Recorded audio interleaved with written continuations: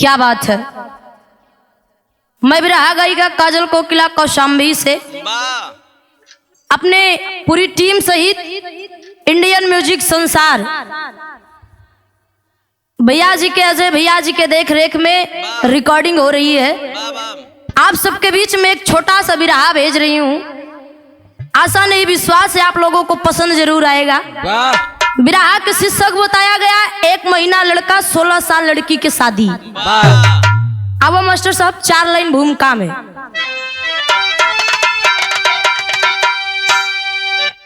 पति के गति में सती जो रहे, सत्य होती सती की वो सत साधना।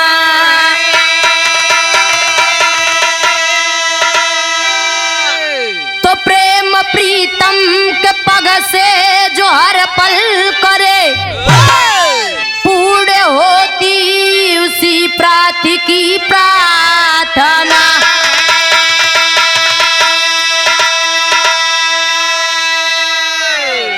कि पगदासी बन कर जो पगड़ी बचाए, परम धाम जाती परम गति को पाकर।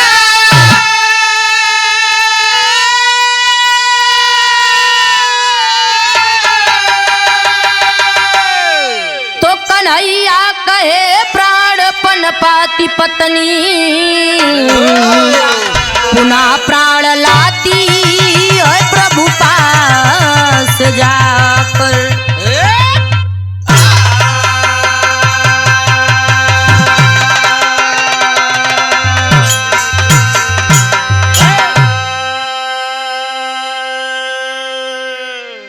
ए बाबूजी, मेरे भारत देश में ऐसी ऐसी नारियां जन्म ली है कि पति का प्राण जाने के बाद भी अपने सत्य पे भगवान से जाकर के अपने पति का प्राण दोबारा ले आती हैं। कहानी स्टार्ट करने से पहले एक लाइन छोट से कव्वाली वो। वाह।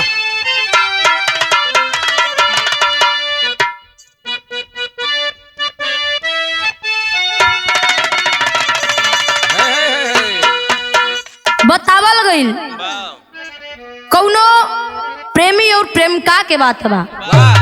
कुछ दिन तक साथ रहे, कुछ दिन बाद दूरी बन गो तो एक दूसरे से कहत है। का कहे?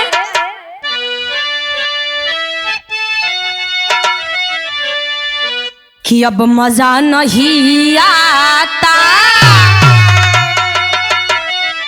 अब मजा नहीं आता, अरे दूर रह के जीने में अब मजा नहीं आता। दूर रह के जीने में अब मजा नहीं आता।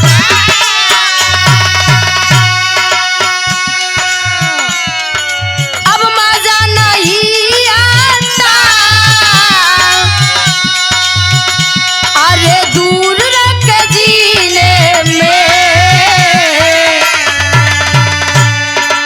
कि अब मजा नहीं आता, और दूर रह के जीने में। या नबी बुला लेना, या नबी बुला लेना, अब हमको भी मदीने में। या नबी बुला लेना, हमको भी मदीने में। या नबी बुला लेना।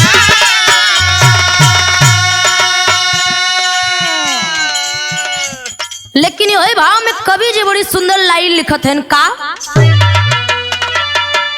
कि सत्य सबल सत्य प्रतिशत, सत्य सबल सत्य प्रतिशत, बसा ही हो सत्य साधना।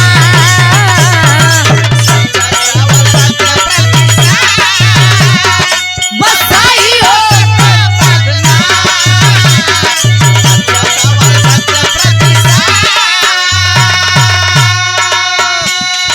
सत्य सबल सत्य प्रतिशत,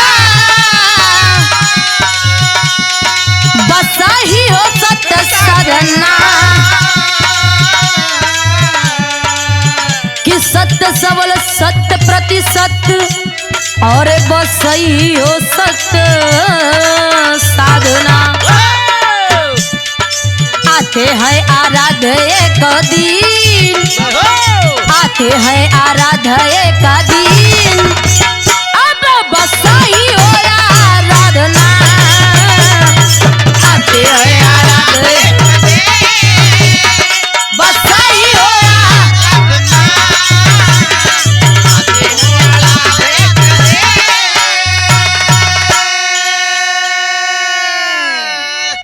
ए भैया सत्य सबल सत्य प्रतिशत बहुत सही हो सत्य साधना। और आते हैं आराध्य एक दिन बस सही हो आराधना। कहानी हवे से स्टार्ट भइल, 2 लाइन नजम में कहना बा।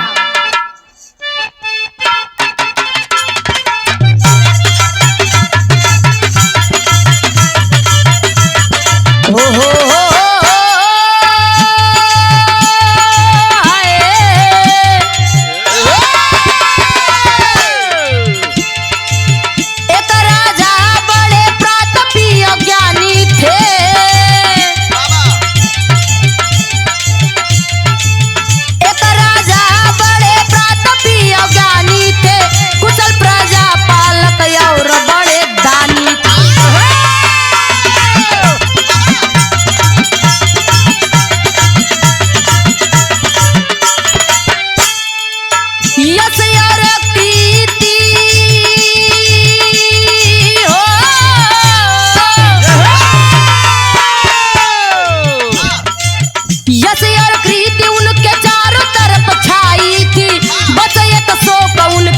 में ये समाई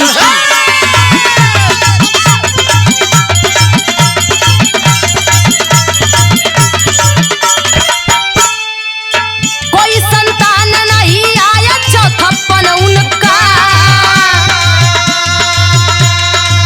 कोई संतान नहीं आया चौथप्पन उनका, इसी के सोच में रहता था दुखित मन उनका।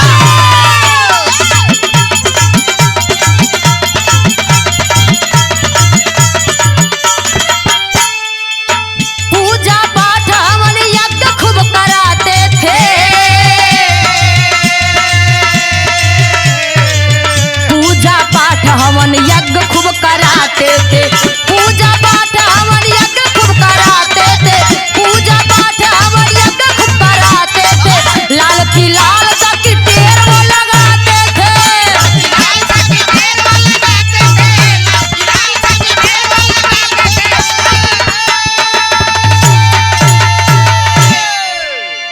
भैया हो कहानी के समझ ला। एक राजा और रानी दोनों प्राणी थे बाबूजी, धन दौलत सब कुछ था, लेकिन कोई संतान नहीं था। धीरे धीरे धीरे धीरे राजा साहब और रानी साहिबा के चौथापन आ गए बाबूजी, लेकिन एको लड़का ना आए हो। लोग ताना मारा थे कि राजा साहब के रानी बांझिन हो। एक दिन की बात है, रानी साहिबा घर में महल में अंदर बैठी है। राजा साहब पहुंच गए, जाई के बगल में बैठ गए, कुछ बोले नहीं। रानी साहिबा कहें राजा साहब बात का बाप इतना उदास है। राजा साहब कहे का बताई, अब हमारे बस के नाई बताना सही के, हम बहुत ताना सह चुका, अब हम अपन जान दे देव लेकिन ताना ना सहो। रानी साहिबा कहे राजा साहब प्रभु की महिमा में देर बा लेकिन अंधेर ना। राजा साहब खूब पूजा पाठ हवन यज्ञ कराते हैं बाबूजी।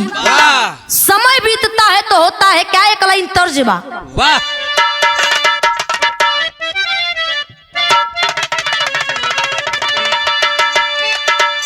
बड़ी बढ़िया धुन बा। स्वर्गीय बिरहा के सम्राट हैदर अली गुरुजी गा में कैसे हर की पता रखू, अरे की पता रखू पता रखू पता रखू पता रखू, अरे की पता रखू काहे जादुइया डारा पता रखू, काहे जादुइया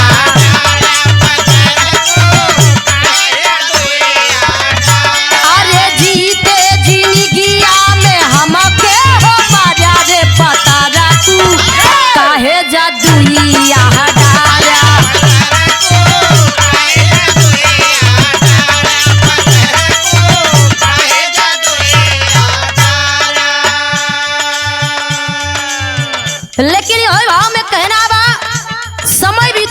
होत का बा बदनिया बदनिया बदनिया बदनिया बदनिया रे बदनिया रानी के पिया राई बदनिया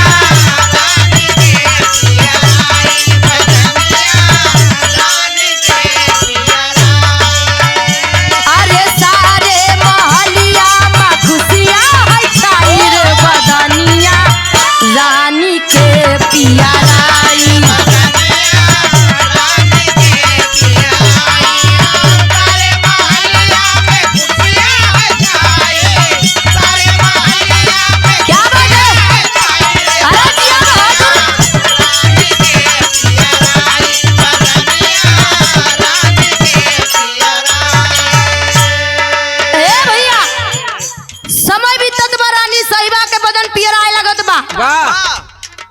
दाई लोग रानी साहिबा के बतावत यहाँ कि आप गर्भवती बाप रे बाप जितनी समय बात सुनत हो रानी साहिबा के आंख से खुशी के आंसू गिरे लगत बा। दौड़त दौड़त जात यहाँ राजा साहब से बतावे राजा साहब हम आपसे एक बात कहे चाहत है। कहे कौन बात कहे जेकर बरसों से इंतजार बहु बात हम आपसे कहे चाहते हैं। राजा साहब का सफा सफा बतावा ना। रानी साहिबा जितनी समय बताएं कि राजा साहब हम गर्भवती यही आप पिता बने वाले हो। बाप रे बाप खुशी के आंसू गिरे लगल राजा साहब रोवे लगल। रानी साहिबा के आगे हाथ जोड़ लिहलन तू तो हमको बहुत बड़ी खुशी दिया जिंदगी में पहली बार इतनी बड़ी खुशी हम पाए हैं। इधर चारों तरफ खुशहाली मनाई जाती है बाबूजी। समय बीतता है लड़का का जन्म होता बा कैसे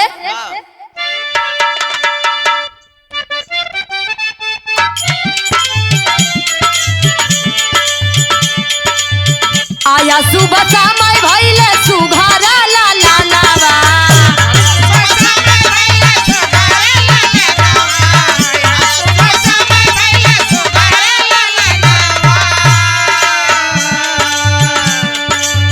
खुशिया में भर गईले राजा के आंगनवा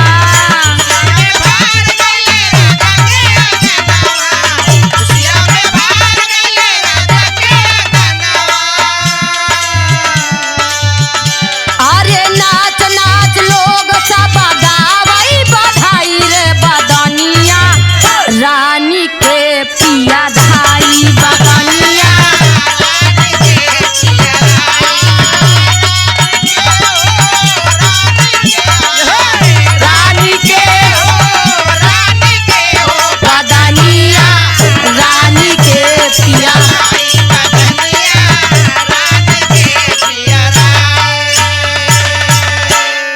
ए भैया समय बीतत बा रानी साहिबा के गर्भ में लड़का बा। समय बीतत वो लड़का के जन्म होत बा। सब लोग खुशी मनावत हैं दूर दूर से आवत हैं गावत हैं नाचत हैं बधाई गीत गावे बाबूजी। रानी साहिबा के सखियन सब आवे सब सोहर गावे और रानी साहिबा से पूछे कि का सखी कौन जतन कैलू कितना सुंदर लाल तोहके मिलल। सब गावत है का गावे मास्टर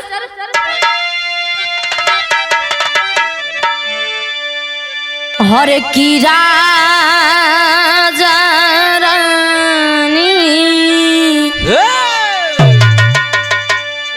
की राजा रानी तब खुशियाँ मनाई सुघरा लाला पाई सुघरा लाला पाई हो राजा रानी तब खुशियाँ मनाई सुघर लाला पाई सुघर लाला पाई कि सखी पूछाई अकवन कैली वो जतनवा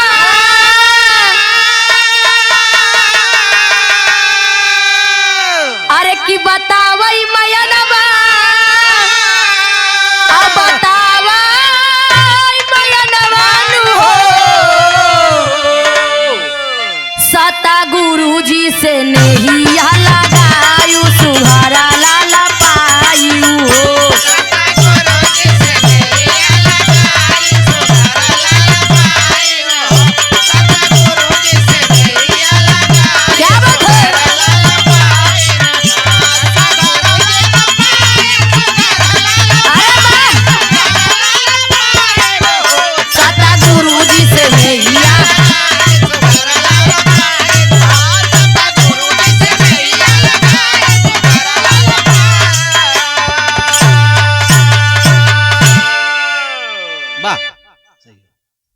भैया सब सखिया नाइन सोहर गाइन और सोहर गाय गाय फिर अपने अपने घर चली गई। वाह जब फिर अपने अपने घर चली जाती हो तो इधर कुछ दिन बीता, 10-12 दिन जब बीता वाह तो राजा साहब के घरे में एक घटना घटत बा। वाह राजा साहब का लड़का राजकुमार बीमार पड़ जात बा बाबूजी। वाह और जब राजकुमार बीमार पड़ जात बा तब राजा साहब दूर दूर से वैद्य जी लोगन का बुलावत है। वैद्य जी लोगन आवत है, आय के लड़का का देखत है कैसे मास्टर कहना बा।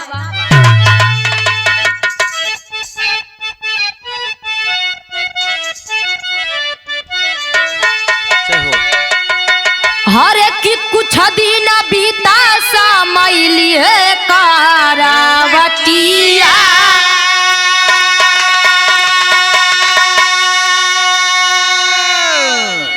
होई गईले ललना बीमार हो राम। होई गईले ललना बीमार। कि बहुत उपया राजा रानी जी लगवाए। होवे नाही तनी कहू सुधार हो राम। होवे नाही तने कहो सुधार। कि कैसे बचाई लाल न सूझे ना उपैया।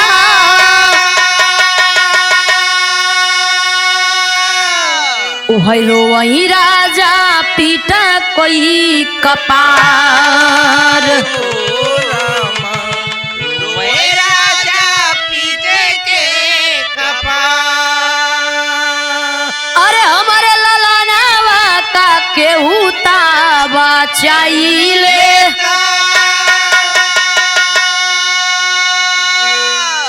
चाहे ले त्याजिया जा हमार हो राम।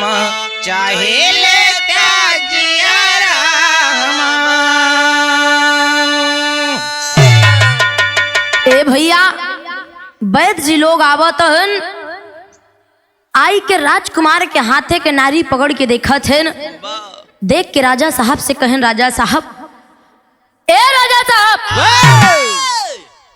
आपका लड़का 1 महीना बीती ओकरे बाद आपके लड़का मर जाए, दुनिया का छोड़ के चले जाए। वाह बाप रे बाप राजा साहब सुनत है, भगवान इतने दिन बाद हमका दिए हो, वह को छीने ले था। भगवान ऐसन कौन हमसे पाप भइल बा कि हमरे जीवन में औलाद के सुख नाई लिखा। ए वैद्य जी कौनो उपाय हो तो हमका बतावा, लेकिन हमरे राजकुमार का बचाइला।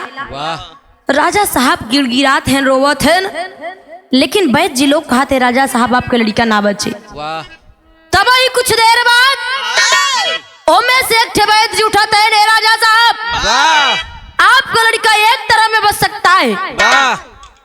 राजा साहब हाथ जोड़े लन, कौन उपाय बा हमका बतावा, हम सब करे एक बदे तैयार है। अगर आप कल अपने लड़का के ब्याह कैदा, शायद ब्याही के भाग से आपका लड़का बच जाए। अरे बाप रे बाप, राजा साहब सोचा थे ये हमरे लड़का से के ब्याह करे, बतावा कौन लड़की ब्याह करे से। लेकिन राजा साहब मानत नहीं, मंत्री जी का सिपाही लोगन का आदेश देते हैं, जाइए बर खोज के लेके आइए, मेरा राजकुमार बचना चाहिए। सब लोग चलत हैं बर खोजे, बाबूजी बर मिलत नाही बा, खोज के आवत हैं मिलत नाही बा। राजा रानी साहब रोवत हैं, कैसे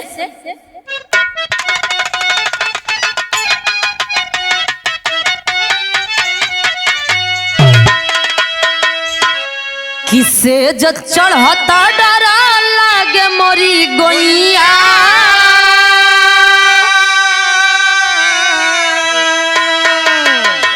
किसे जो चढ़ता डरा लागे मोरी गोइया।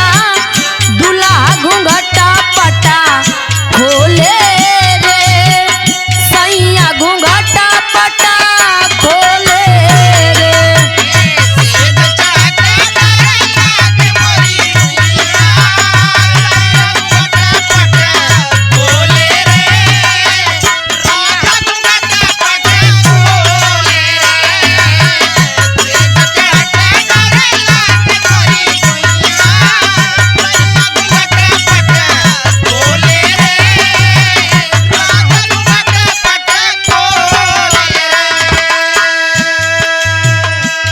लेकिन राजा एवं रानी छाती पीट के रोवत है न कहे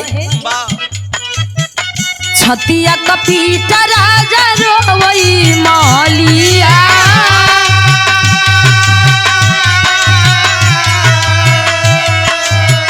छतिया कपीट राजा रोवई मालिया कौन तललना बा चावाना कौन तललना बा चावाना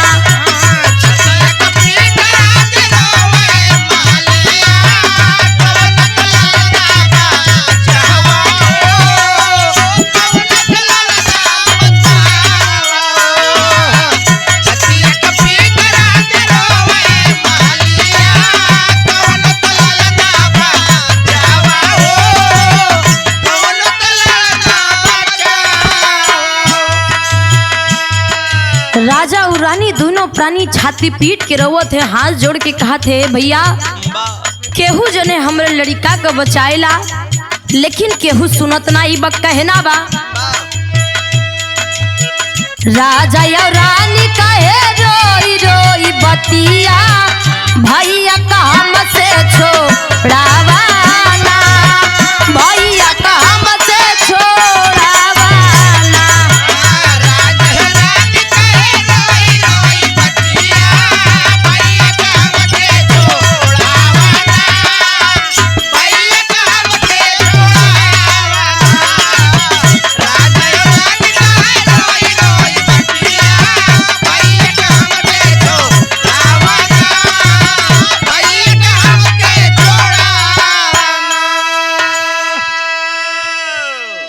ए भैया इधर बर खोजे जात हैं लेकिन बर मिलत नाई बा राजा रानी परेशान हो गए कि बाप रे बाप अब लागत बा हमार राजकुमार न बचे हमार बेटवा ई दुनिया का छोड़ के अब चल जाए हमार अब राजकुमार न बचे यही सब बात सोच के राजा साहब बैठ के रोवत हैं उदास हैं राजा साहब एक मंत्री रहन जो छुट्टी लेके अपने गाँव में चल गई ले रहन कुछ दिना बाद आई जात हैं देखत हैं राजा साहब उदास है तबीयत ना ठीक बा राजा साहब से पूछत हैं राजा साहब का बात बा आप इतना उदास है तबीयत तो ठीक ठाक बा कि नहीं राजा साहब सारी बात बतावत हैं और जब सारी बात बतावत हैं तब मंत्री जी कहत हैं बुरा न मानत एक बात कही काहे बोला काहे हमरे पास एक 16 साल की लड़की बा अगर चाह तो राजकुमार के बियाह हमरे लड़की के साथ है कैदा बाप रे बाप की बात जब राजा साहब सुनो थे हाथ जोड़ के कहते तू तो हमरे लिए साक्षात भगवान प्रकट हो गया हमरे लड़का के जान बचाई लिया दोनों जने मिल के बाबूजी वेद विधि से बियाह करत हैं और जब बियाह होत बा तो भइल का तेरी बा हरे राम सजनवा गोरी गोदी में लिया ओ राम सजनवा गोरी गोदी में लिया तो खिली है कली अली ना जानई रासा पनावा सजनवा गोरी गोदी में लिया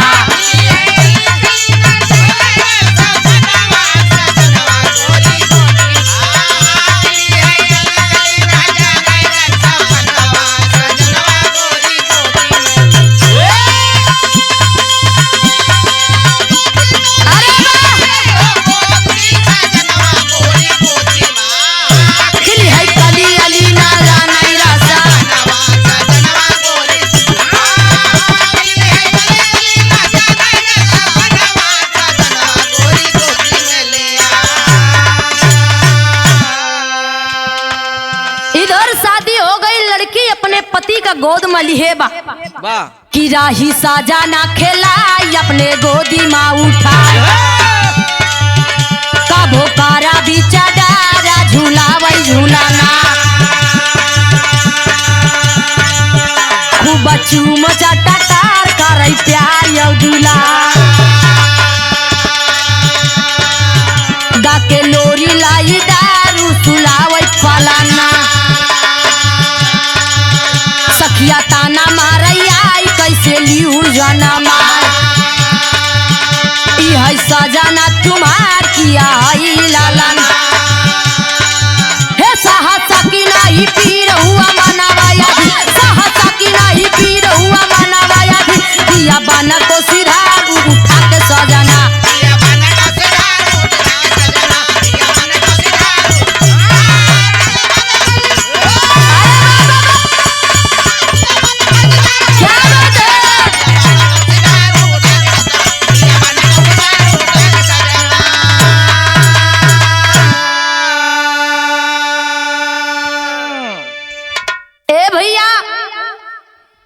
अपने पति का गोद में लिए बा और अपने घरे तरफ पहुंचत बा जब सखियन देखा थे ताना मारत की का हो वाह ई बतावा इतनी बड़ी उम्र में तना बड़ा खेला वो दुल्हन कहे कि ना सखी जैसन तू समझत हो वैसन कुछ नाई बा ये हमार लड़का ना ये हमार पति है इनके साथे हमार बियाह भइल बा सखिया कहे हम कैसे मानी कहे सखी अब का बताई हम ई जौन मांग में हमरे सिंदूर देखा था गले में मंगलसूत्र देखा था इस सब इन्हीं के नाम के भाई हमार पति हैं ए भैया सखियन मानत नहीं हल ताना मारत यह तारा सुनत सुनत एक दिना दुल्हन रोवे लगल अब अपने पति के उठाई के रात में बन के तरफ सिधार दिहलस बाबूजी और जब बन के तरफ सिधार दिहलस तब हईल का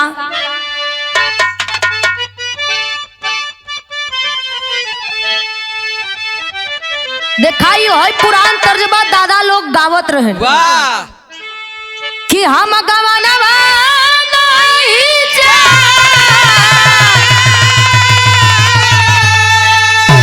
हम गवाना नहीं जा कि हम गवाना नहीं जा नाई नाई पीता लगा लाया हिरानावा हम गवानावा नाई जा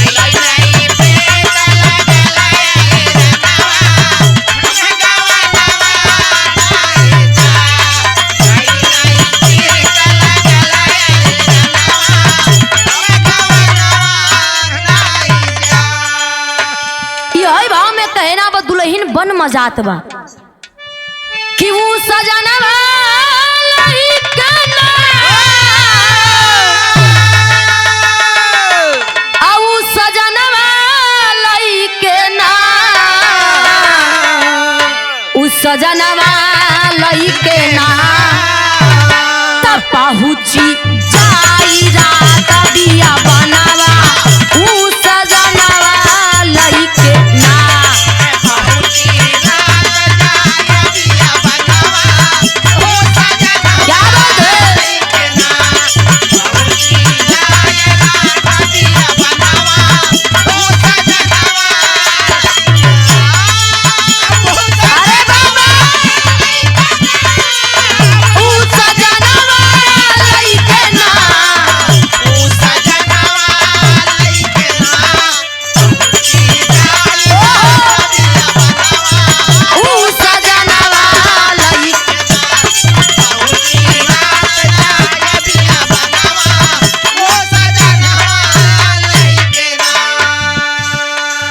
जंगल बीचे शिव मंदिर था वहीं पे वो रुक जाई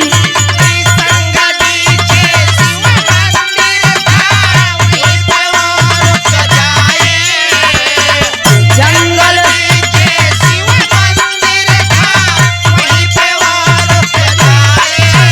आधी रात के डाकू एक जो जंगल में घुस जाई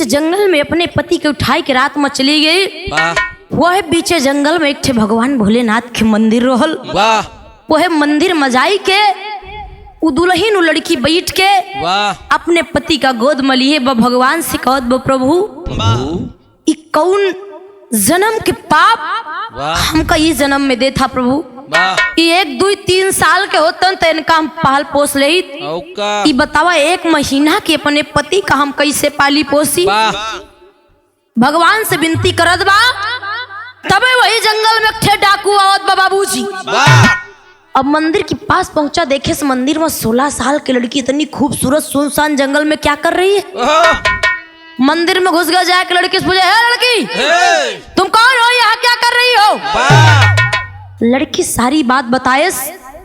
कहे लड़की ये तुम्हारे गोद में कौन लड़का है, वाह फेंको इसको, चलो मेरे साथ। वाह लड़की कहे नाई भैया ई कोनो लड़का नाई हमार पति है।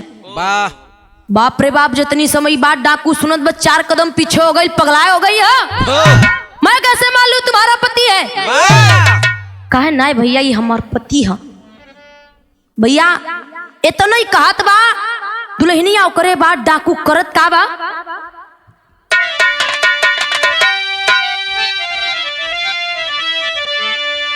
कहे डाकू बोला किसको रखी संभाला बाला गोदी में। अरे डाकू बोला किसको रखी संभाला बाला गोदी में। अब आवा खेला खेला तू मतवाला बाला गोदी में।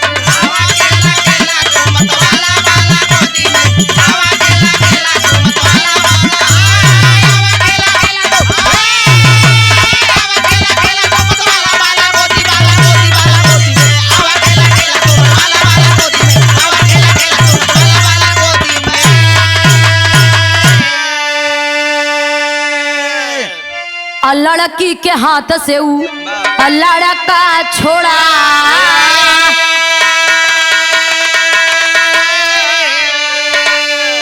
है पटका पत्थरवा पवन के कसा। अरे करना चाहे ऊ पापी मुँह काला बाला गोदी में। करना चाहे ऊ पापी मुँह काला बाला गोदी में। अब बाल पकड़ के खींचाई सकल शिवाला वाला गोदी में।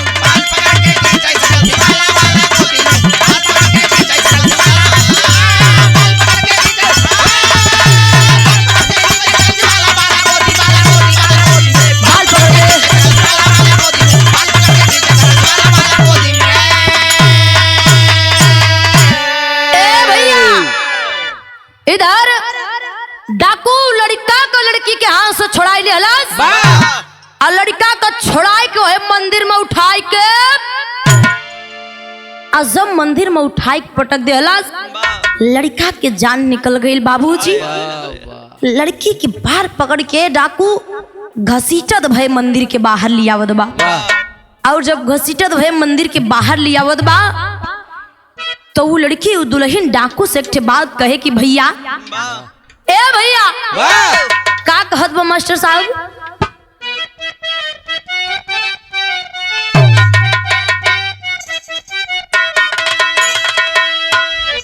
और एक की हाथ जोड़ा बोली नारी औ है माधुरी बचनिया भैया।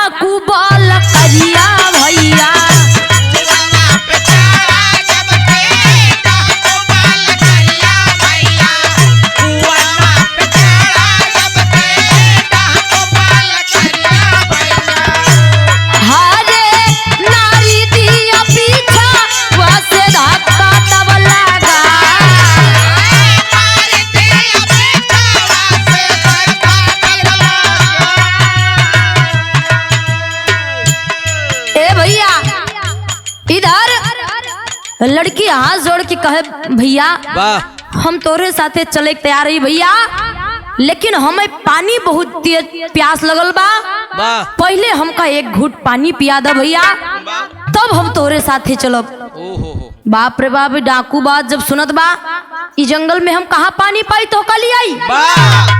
कहे भैया यही बगल में यहाँ कुआं बा, कुआं से हमका पानी लाए पियाई दा, हम पानी पी ले तो तोरे साथे चली। वाह डाकू कहा ठीक है तुम यही रहो, मैं पानी लेकर के आ रहा हूँ।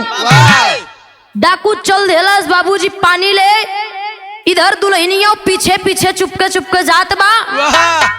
और जब डाकू कुआं पे पहुंचा, पानी बोरे के बदे निहुरा, दुल्हन पीछे खड़ी रहे, वह उठाई के एक लात मारे बाबूजी, डाकू गप्पा से कुआं में चली गवा। जब डाकू कुआं में चली गवा, वहां से छाती पीट के रोई के भागत बा, मंदिर में आवत बदेखत बा। बाप रे बाप, हमार पति ते दुनिया का छोड़ के चल गईले। भगवान के सामने हाथ जोड़ के कहे लाग, हे नाथों के नाथ, आज मेरी लाज मेरी इज्जत बचा लीजिए प्रभु, मेरे पति को जिला दीजिए प्रभु, और अगर मेरे पति जिंदा हो गए तो मान लूंगी कि आप में शक्ति है। ए भैया भगवान से कहत बा, भगवान से विनती करत बा, प्रभु हमरे पति का जिंदा कैदा ना, हम हिया से न जाब, अगर हम अकेले चला जाब तो लोग हमके ताना मरी है प्रभु, हमरे पति का जिंदा कैदा ना, यह शिवलिंग पे अपन सर पटक के जान दे देबे। भैया 3 बार दुल्हन सर पटकत बा, सर से खून निकल आइल बा, भगवान भोलेनाथ के आसन ढोलत बा। कैसे?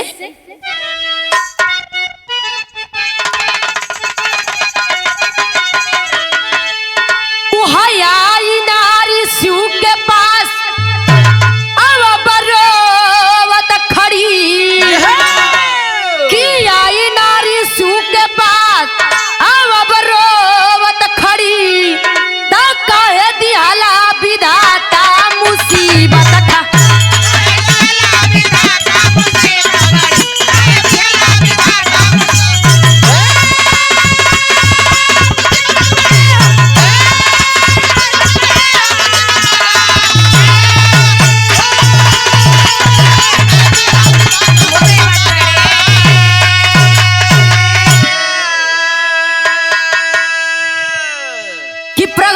शिव जी तब वह दिए वरदान,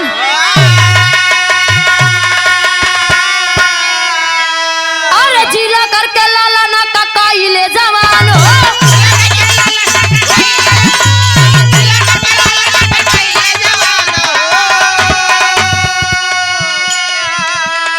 कि गई पति साथ तब नारी वही घड़ी, अरे गई पति साथ तब नारी वही घड़ी, कहे दिहला विधाता मुसीबत खा।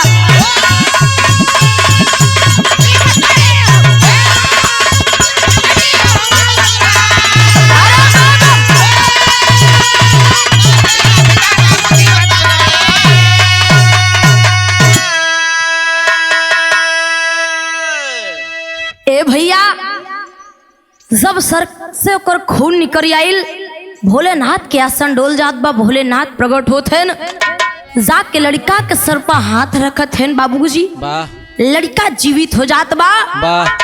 और जब लड़का जीवित हो जात बा, तो जहाँ लड़की 16 साल के, वहाँ लड़का का 18 साल के कर देहलन बाबूजी। 18 साल के लड़का के कह देहलन, आशीर्वाद देहलन, आशीर्वाद दे के दोनों को भेज देहलन। दोनों प्राणी राजमहल आवत हैं, राजा साहब रानी साहिबा जितनी बेर देखत हैं, अपने पतोहुक तो चीन गए, लेकिन अपने बेटवा का न चीन पाइन बाबूजी।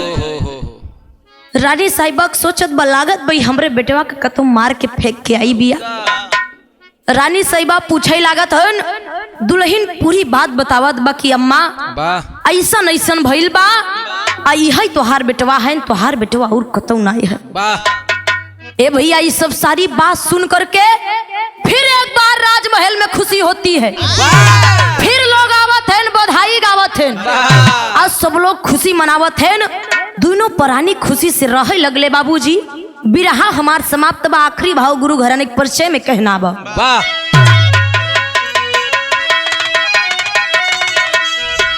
राम हित गुरु सीताराम कभी कोमल की माँ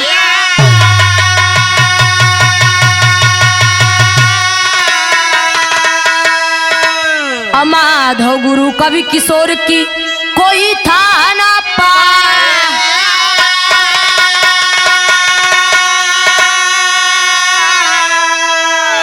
अरे राम सजन गोरी गोदी में लिया ओ राम सजन गोरी गोदी में लिया ताली खत